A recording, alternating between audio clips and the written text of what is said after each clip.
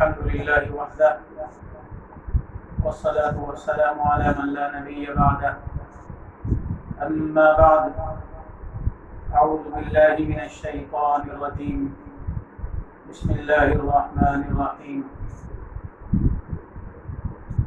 قال ألم أقل لك إنك لن تستطيع معي صبرا قال إن سألتك عن شيء بعدها فلا تصاحبني قد بلغت من لدني عذرا صدق الله العظيم۔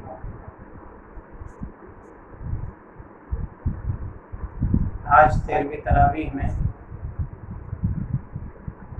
یہاں سے تلاوت کا آغاز ہوا ہے۔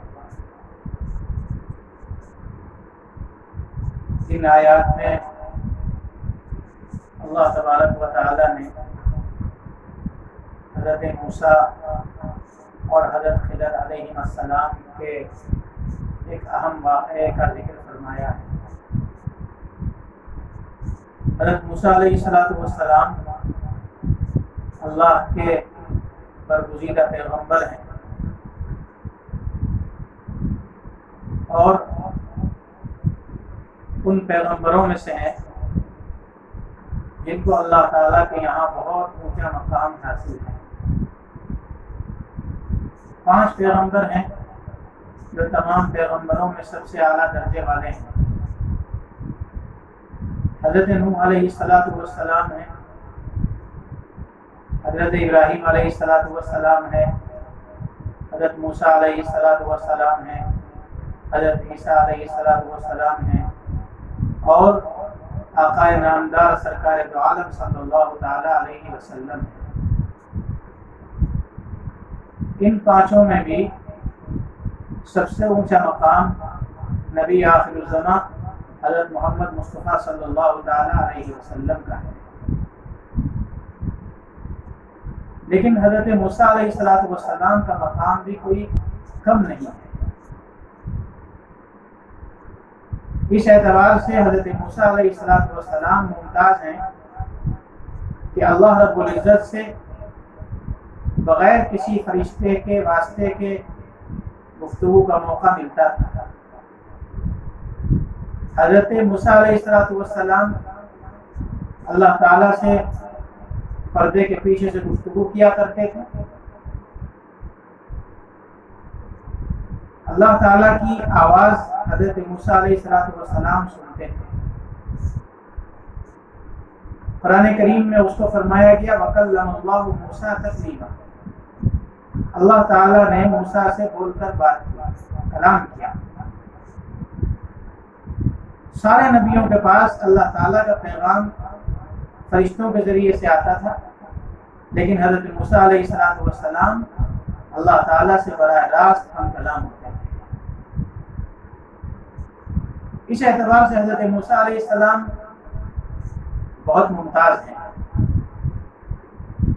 اور بنی اسرائیل کے انبیاء میں ان کا مقام بہت اونچا ہے۔ اس آیت کے اندر جس واقعے کی طرف اشارہ کیا گیا ہے وہ در حقیقت اس طرح سے پیش آیا کہ ایک مرتبہ حضرت موسیٰ علیہ السلام اپنی قوم کو واضح و نصیحت فرما رہے تھے۔ دوران گفتگو کسی شخص نے حضرت موسیٰ علیہ السلام سے یہ سوال کر لیا کہ اس وقت روئے زمین پر سب سے بڑا علم والا کون ہے؟ حضرت موسیٰ علیہ السلام چونکہ اللہ کے نبی ہیں اور نبی اپنی امت میں سب سے زیادہ علم والا ہوتا ہے، اس لیے کہ نبی کو امت کے مقابلے میں زیادہ علم دیا جاتا ہے۔ تو حضرت موسیٰ علیہ السلام نے یہ سوچ کر کہ میں اللہ کا نبی ہوں اور نبی سب سے زیادہ علم والا ہوتا ہے، اس کو جواب دیا کہ اس وقت روئے زمین پر سب سے بڑا عالم ہے۔ یہ بات واقعے کے مطابق تھی، لیکن حضرت موسیٰ علیہ السلام کے جواب میں ایک طریقے سے دعوے کی بو آ رہی تھی، گویا حضرت موسیٰ علیہ السلام کا دعویٰ یہ آ گیا کہ اس وقت روئے زمین پر سب سے بڑا عالم میں ہوں، حالانکہ ہونا ہی چاہیے تھا کہ حضرت موسیٰ علیہ السلام اس کے علم کو اللہ کے حوالے کر دیتے کہ اللہ تعالیٰ جانتے ہیں کہ کون سب سے زیادہ علم والا ہے، لیکن حضرت موسیٰ علیہ السلام نے فرمایا کہ میں سب سے زیادہ علم والا ہوں۔ چونکہ حضرت موسیٰ کا مقام بہت اونچا ہے اور حاکم کے مقربین اگر کوئی معمولی سی بھی لغزش کرتے ہیں تو اس پر ان کی پکڑ زیادہ ہوتی ہے۔ حسنات الابرار سیئات المقربین مشہور ہے۔ مقرب اگر کوئی معمولی سی بھی لغزش کرتا ہے، معمولی سی بھی کوتاہی کرتا ہے، تو چونکہ وہ حاکم وقت کا قریبی ہے تو اس کی وہ معمولی لغزش بھی بہت بڑی سمجھی جاتی ہے۔ اللہ تعالیٰ اپنے نبیوں کو ایسی کسی چیز سے محفوظ رکھنا چاہتے ہیں، اس لیے اللہ تعالیٰ کو حضرت موسیٰ علیہ السلام کا یہ جواب کچھ پسند نہیں آیا، اس لیے اللہ تعالیٰ نے حضرت موسیٰ علیہ السلام کے پاس وحی بھیجی کہ تمہارے سے بڑے علم والا ایک شخص روئے زمین پر موجود ہے۔ اب حضرت موسیٰ علیہ السلام کو فکر ہو گئی کہ مجھ سے بڑا علم والا کون ہے، تو اللہ رب العزت سے دعا کی کہ اے پروردگار، جو شخص مجھ سے بڑے علم والا ہے آپ مجھے اس کا پتہ بتائیے تاکہ میں اس کے پاس جا کر کے اس سے علم حاصل کروں۔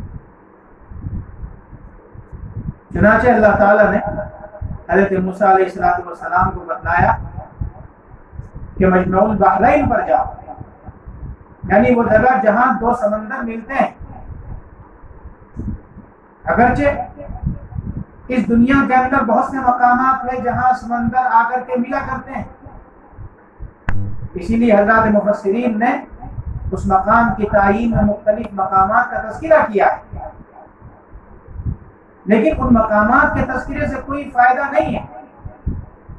اصل تو یہ بات طے ہے کہ حضرت موسیٰ علیہ السلام کے لیے جو مجمع البحرین متعین تھا وہ حضرت موسیٰ کو بتلا دیا گیا کہ فلاں جگہ پر جہاں دو دریا ملتے ہیں وہاں جا کر کے تمہیں اس شخص سے ملاقات کا شرف حاصل ہو۔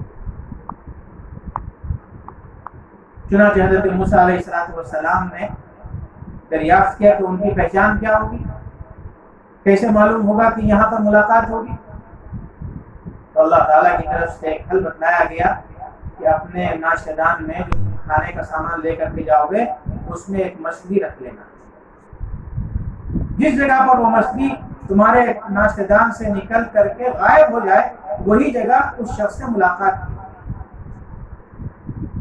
چنانچہ حضرت موسیٰ علیہ السلام اپنے خادم حضرت یوشع ابن نون کے ساتھ سفر پر روانہ ہو جاتے ہیں اور چلتے چلتے ایک مقام پر تھک جاتے ہیں، آرام کرنے کی غرض سے لیٹتے ہیں تو سو جاتے ہیں۔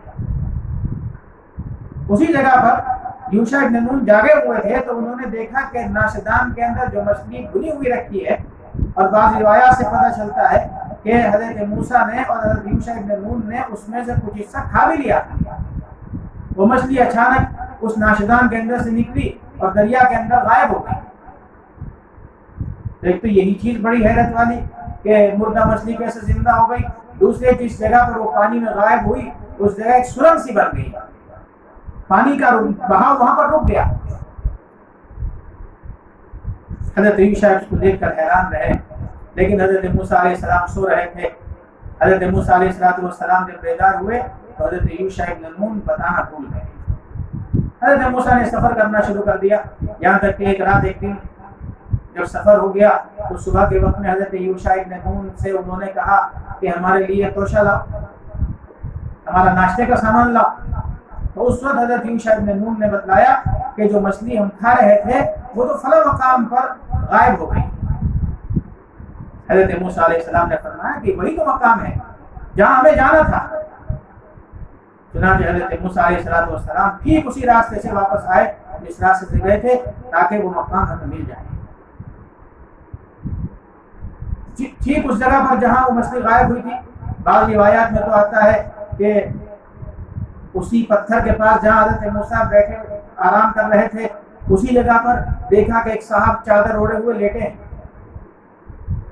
اور بعض روایات یہ بتلاتی ہیں کہ وہ پانی جہاں سے مچھلی غائب ہوئی تھی ابھی تک رکا ہوا تھا، اسی راستے سے حضرت موسیٰ علیہ السلام اندر تشریف لے گئے تو وہاں ایک صاحب چادر اوڑھے ہوئے ملے. حضرت موسیٰ علیہ السلام نے سلام کیا. انہوں نے کہا کہ اس ویرانے میں کون ہے جو سلام کر رہا ہے؟ حضرت موسیٰ علیہ السلام نے فرمایا کہ موسیٰ. تو نبی نے کہا کہ کون موسیٰ؟ موسیٰ بنی اسرائیل. تو حضرت موسیٰ علیہ السلام نے فرمایا کہ ہاں میں موسیٰ بنی اسرائیل ہوں اور میں آپ کے پاس علم حاصل کرنے کے لیے آیا.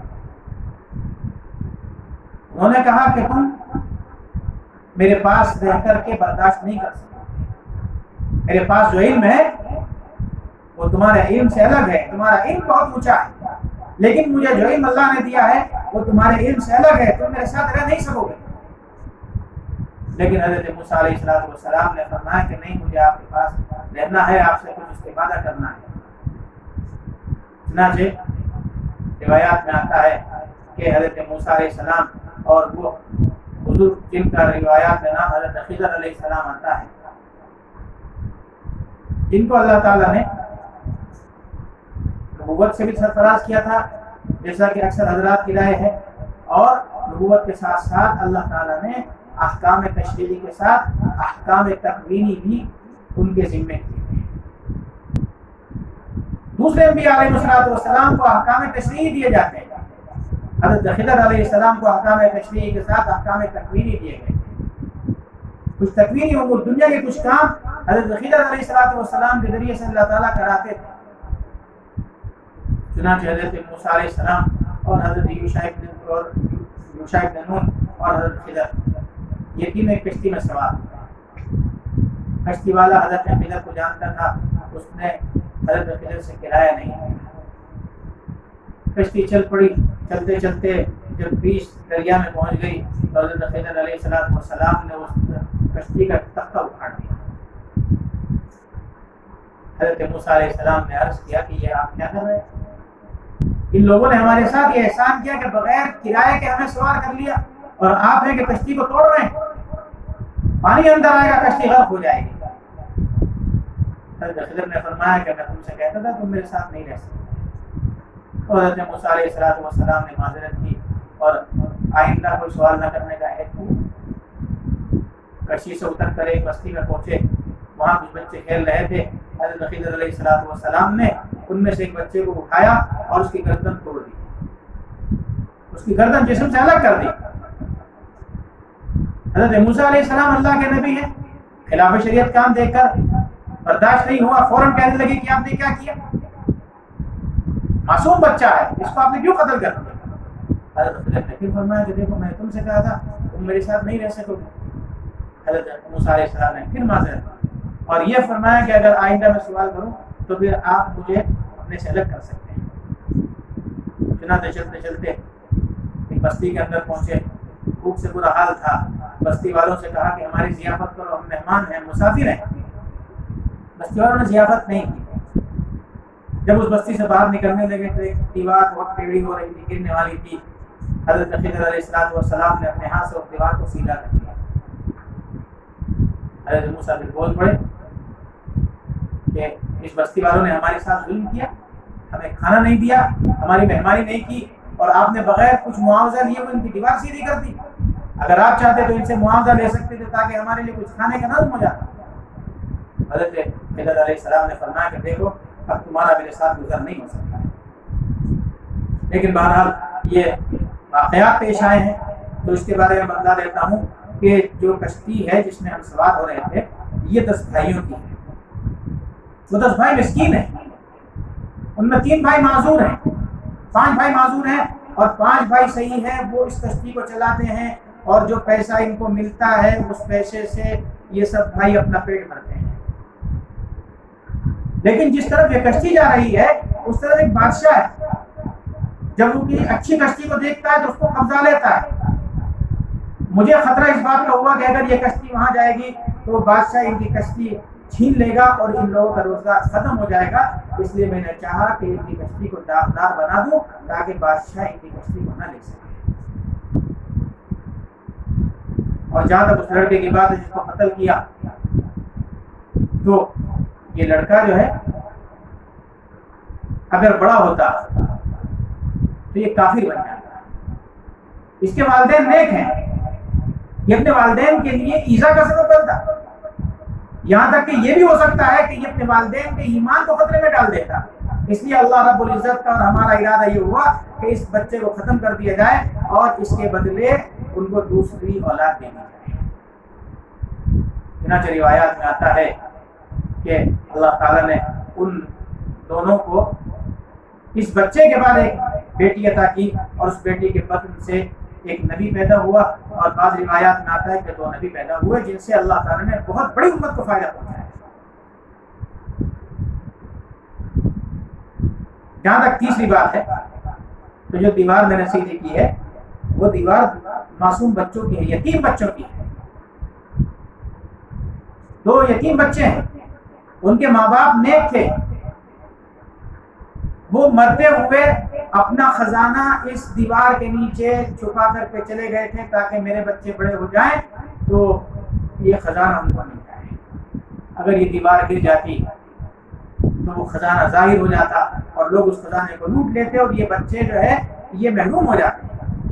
تو اللہ تعالیٰ نے ان بچوں کے ماں باپ کی نیکی کی وجہ سے یہ ارادہ کیا کہ ان کا یہ مال محفوظ رہے، اس لیے مجھے حکم ہوا کہ میں دیوار کو سیدھا کروں۔